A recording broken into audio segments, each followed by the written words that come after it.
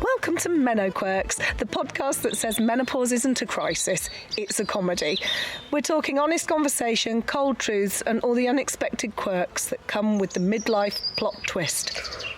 Hosted by Nat and Sal, we're here to swap stories, share laughs, and say the things no one warned us about. Well, probably should have. This is your safe-ish space to giggle, groan, and maybe learn a thing or two along the way.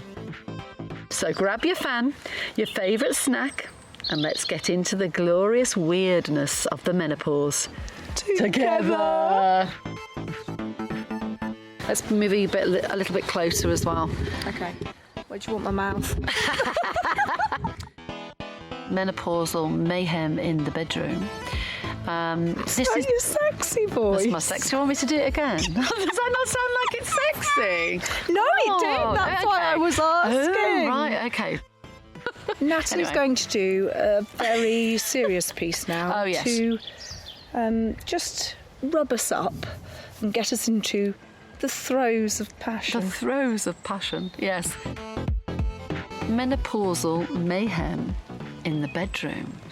Where libido goes to hide and how to laugh it back out. Today, we're going under the covers, figuratively. For this episode, we've got a very special snack. So we've got beautiful booby tarts. Very pert. Yeah, some very prime of life booby tarts. So I've taken a beautiful picture of those so we can eat them now. Snack of the day. Yeah, nice. Actually, 2 pairs. Well, yeah. So one of my favourite children's books is The Egg and Sperm Race, which is basically tells children how babies are made. It's published by Collins. We're not sure when it was published, but I'm reckoning, what do we think by the look of it, 90s? I think so. Possibly. It's got some beautiful, proper, hand-drawn illustrations in it. Yes. Now, as with many things, when you Google any pictures of diagram of women's reproductive systems, they only go so far, and I'm going to put a picture of this up on our socials. Or they go too far in the wrong direction. They go too far up into the body, which is fine. We need to know what's happening up in the body. But as we can see by this illustration, it stops at the end of your vagina. So here's the vagina. It's a muscly tube. Yep. And then what? Then what happens? And this is the bit that we can see, and this is the bit that this is educating young children. And that's the bit that they can see. So what are they thinking? It just ends whoomp at the end of your vagina. So I thought we'd talk a little bit about the externals, because I think that when we're children and teenagers, we don't get taught enough about women's bits, because boys haven't even got women's bits, and they're being taught that it ends at the end of the vagina and it's all called a vagina. And it's not all called a vagina. No. You can't even see the vagina. So what triggered me looking at this was because I heard rumour that your lips, your labia, the insides, shrivel up, go blue and disappear. Oh, good grief. What, when you're menopausal? Yeah. Oh my goodness. Have you looked recently? Okay. I don't think they have. You're on the spot. I feel like on the spot here a little bit. You're really on the spot. But actually, no, they haven't. I'm happy to say. However, it's not inevitable, I don't think. So they've done a little bit of research. That's true. It can happen. Thankfully, no. However, though, it does change. It is different from it was when I probably last looked, which was quite some time ago. I have to say that. That can affect your libido, how you feel about yourself, because your body's never the same. It changes, and even if you've gone all the way up to menopause with virtually the same body as you had when you were 16, which is probably unlikely. So it's changing, because is that bad thing. Maybe it's media that tells you it's a bad thing. Actually, Absolutely. it's not. Your body is just changing. Absolutely. You've maybe had children, maybe not. It's still changing. And it is getting used to a new body. It's like being a child into a teenager. It's a new body, isn't it? Absolutely. So, yeah, it is looking at yourself, not being afraid to say, okay, I do look a bit different. This is perhaps not what I thought it was going to look like. But you know what? I'm still here, and I can still enjoy my sex life. However, if you've spent 40 years feeling like this is me, this is what my body looks like, these are the clothes that suit me and fit me, it is a big shock to have to reevaluate all of that, just hide in a smock. Although I love a smock, don't get me wrong. Smock is grand. I love a smock. Yeah. Everybody needs to hide in a smock every now and again. But it's finding your new sort of identity, I suppose. It's loving yourself for how you've changed and loving the person that you still are. You're still the same person in your head.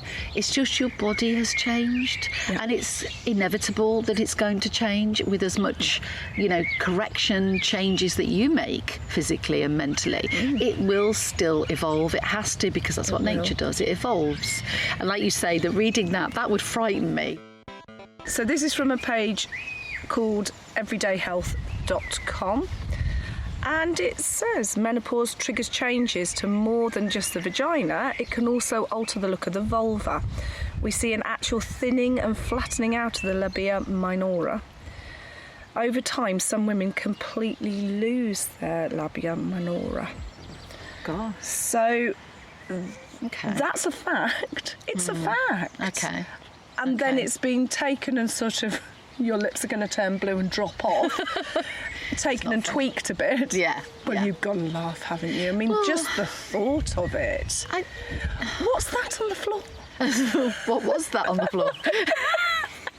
I just put it in the bin. I don't need that anymore. Yeah, that was my sex life. And so if you were to Google what's a normal looking vulva, right?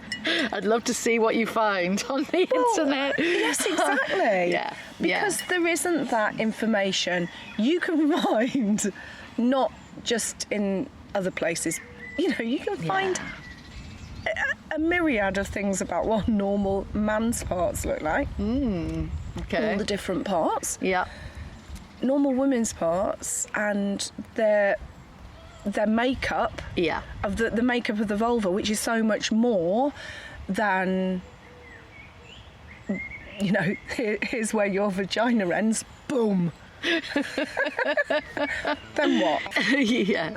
But it's also like when you have a baby and you're kind of like concentrating so much on, making sure it's healthy and everything else, the changes, the massive changes that go on there, huge changes. And I think, we adapt to that because we know it's a baby's coming and the body's going to be different. But for menopause, do we actually know? We don't know what we're adapting to until we're in it. And I think the similarities are, many similarities, but one of the similarities are society's expectations of when you've had a baby, you should very, very quickly return to how you were before, mentally and physically. And when you've been through menopause and you're out the other side, you should very, very quickly return to how you were mentally and physically. And that's unrealistic. It's also unfair on the woman. It is, and society expects that. You see it all the time across social media and media. Wow, she had a baby 2 minutes ago. Look, her stomach's that flat. Whoa! Girls, it's incredible. You too can do this. No, we can't. Yes. And unfortunately, society don't like. Yes. The society doesn't like it when you're different, and actually most of us women together, we know that it's natural. We know, because it's all coming out now about menopause, we know that it's natural to feel like this. But what we're trying to do with our podcast is literally talk about stuff and get views from other people about how they feel about it. And how are your lips? How are your lips? How are your lips, Are girls? they blue yet? Really, let's face it. It's like, I think men go through menopause. I think there's some kind. Well, that's the midlife crisis, isn't it? It is. There's a little bit of truth in every hilarious. No, gone again. It's gone again. Okay, that's all right. So we're looking at the disappearing libido and the surprises. So basically, some people like go, oh, I don't like it anymore, and they go to the doctors Yeah. and they go and get something like, I don't know, something to G them up a bit. Wait, come on, let's go back to HRT help with that? Apparently, Is that meant to help with that? apparently. But I don't know. I think you have to find your way yourself, really, because we're all different. And I guess we have to experience it and just say, well, OK, what can we live with and what can't we live with? Yeah. You know? And some people will do something else, maybe do lots of exercise. It's Still in there. Oh, yes. It's still working in there. Still And, working. You know, it doesn't mean to say that it has to... that all desire disappears. Yes, yes. So if you're getting all fruity with your partner, etc., and then all of a sudden it's like, oh, do you know, can I be bothered? Does that ever happen, do you think? Because of the tiredness, do you think? Or because your brain's going Somewhere like... else? I'm thinking of what I'm going to have for tea. Well, there is that, isn't it? How many? Yeah, I've got the washing to do, and I've got this to do, and that to do, and what am I going to go and buy when I go to the supermarket? So actually, naturally, when menopause happens, women have a lot happening in their lives. And they might have parents that need looking after, small or teenage or early young adult children. Early onset teenage. Yeah. Early onset teenagers and early onset adults Yeah. that need looking after. Your brain's not always in the right place because your brain's chock-a-block. Now, this is quite scary. So this is from NHS Inform. Actually, NHS Inform Scotland, I think. I Okay. don't think that these facts are different in Scotland than the rest of the UK. I think they're gonna They be are the a bit same. more forward.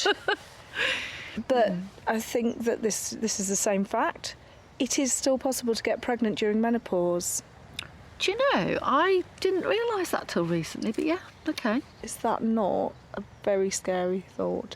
Now, I think that by the time you are sort of being aware that you're in perimenopause and you're treating it for it, you might have something like the hormonal coil, which is also birth control. So you might not be thinking about that because you've already got something that is helping with your menopausal symptoms and doubling up as birth control.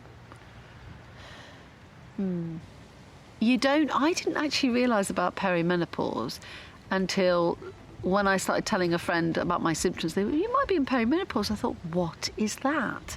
Because it's not really... Not widely spoken about. widely spoken about. And I thought, oh, crikey, you know, I've literally just got my head around having children and then sort of getting over that bit, losing two parents, so having no parents, and then going, OK, all right, got my life together, Let's and then this balance. hits you. Yeah. And it really does pull the rug from under your feet. And what age do you think that was when somebody went, this could be this?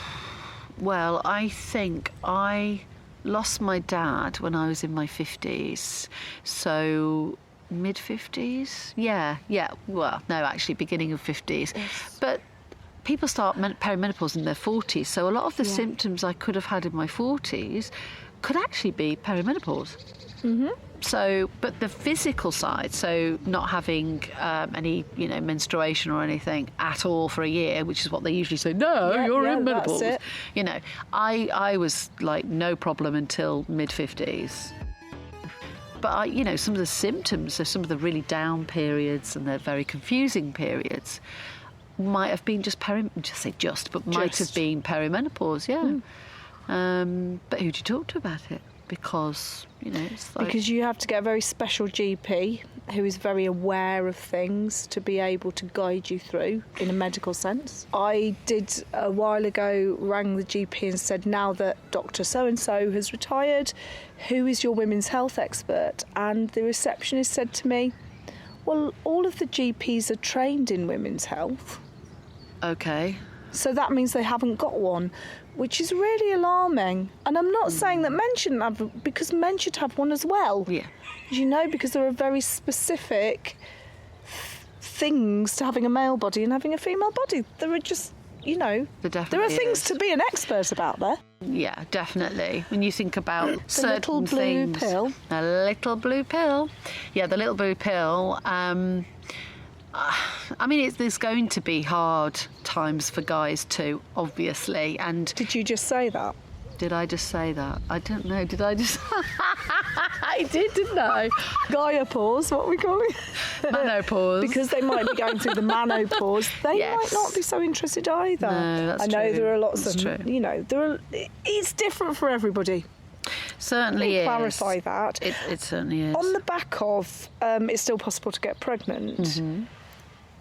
because the vaginal walls are thinning, it's also easier to catch a sexually transmitted disease, which is also something I don't think people are aware of. No. And Yeah. on top of everything else, you don't want that. No. You don't want that. An extra problem. You don't want an extra problem.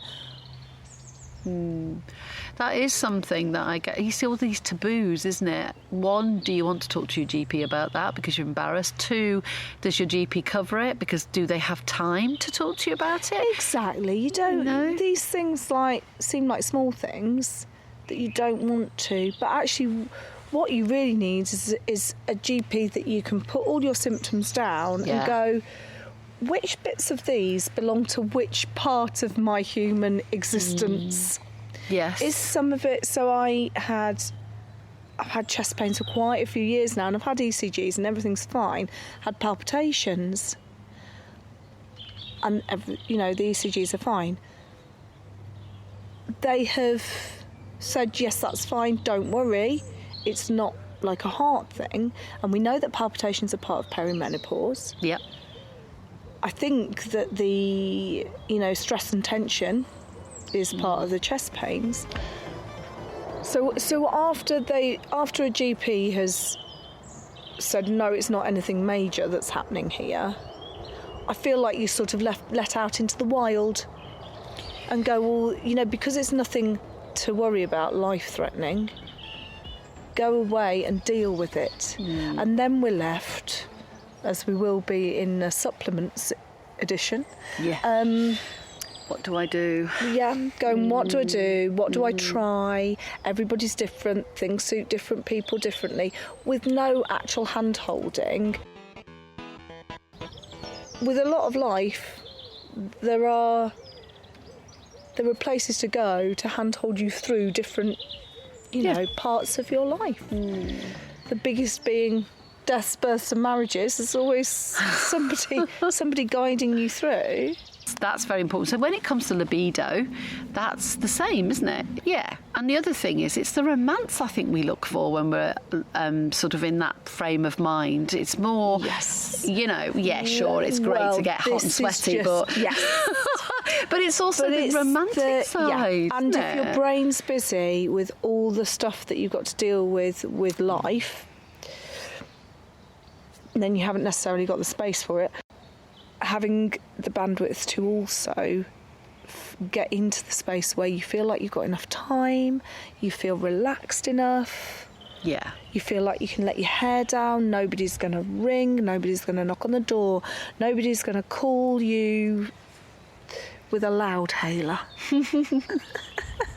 The ice cream van isn't going to interrupt you.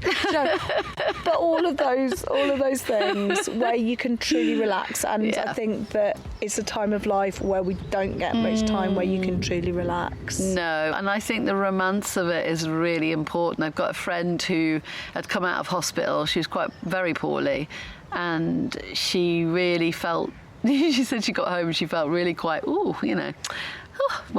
everybody's out the house and my husband will be back later, so kind of thing. And she said she laid everything, she even got petals on the floor, petals going up the stairs. Very romantic. Scents everywhere, really nice smelly scents, and this movie ready, and she got like a takeout, I think some wine, everything. Even though she'd come out of hospital, she said, well, I won't have it, but he'll have it, so it'd be great. And then she fell asleep. And he came back and it was like, have you had somebody in the house? You've got petals everywhere. You've got this incense. What's going on? And she was like, no. This was for you, darling. NHS Inform. If your vagina becomes dry, painful or itchy as a result of the menopause, now that can drive you crackers at the best of times, your GP can prescribe estrogen treatment that's put directly on your vagina as pessary, cream or vaginal ring. Ooh. Which you can use alongside HRT. And I know that from the internet, women put that estrogen cream on their face as well. So they get it prescribed for their fairy garden. Fairy garden. Sorry, I like that. And then they put it on their face. Oh, wow. And they put it on their pretty little leak. Pretty little leak. Yeah, interesting. It increases moisture and lubrication in the lining of your vagina, and presumably That's estrogen oil. Estrogen cream. Oh, estrogen cream. Okay, interesting. You can get pessaries as well, can't you? Similar sort and of thing. And whatever a ring is. Some women may enjoy sex more because they no longer worry about what other people think and feel. But you know, it's interesting. It's very different now. Your body image and the confidence changes within that. So I have here, turns out foreplay now includes coconut oil and a fan. So we wonder where we put the fan. Where the ring is, I guess. I don't know. My libido went out for milk and never came back. I think that's really sad. But we have to hope that that's not the case, and there's lots of different things out there that can help. But then again, if it's gone out for milk and not come back, are you missing it? I don't know. Yeah, maybe falling asleep with all the rose petals around you. I don't know. I mean, if you get some sleep, that'd be good, because sleep is another thing you don't get that affects your sexual health. At least a sense of adventure, isn't it? And I think that comes into sex and libido as well, is that sense of adventure isn't the same. We talk ourselves out of it. So the Mythbusters, then, to tackle. Menopause means your sex life is over. It's not over. It's just different. It's just different. It's just different. You know, you might have had decades of knowing what you like, and then it's suddenly being different. And embrace that. Definitely embrace it. You just need more romance or red wine or both. That's true. That's very true. I agree with that. If you're not interested, something is wrong with your relationship. No, not necessarily. No. Just talking is a good thing, really. Laugh and learn, myth busting with a wink. We've done the menopause, and we mean your sex life is over. Red wine. If you're not interested, something's wrong with your relationship. That's not true. It's just that maybe your mind is somewhere else. And then bust the myths with science, humour and honesty. Encourage the communication, lube, possibly, and what is that? That just comes up. Encourage communication, lube. Not just lube, everyone. It's also talking to each other. And permission to laugh at the weirdness. Yeah. I think that's a definite, isn't it? Okay, so we just want to say... thank you, listeners, for sticking through the sweaty, slippery truth. So what we want are your bedroom bloopers, questions for our future episodes, because we're going to look into this a lot more, aren't we?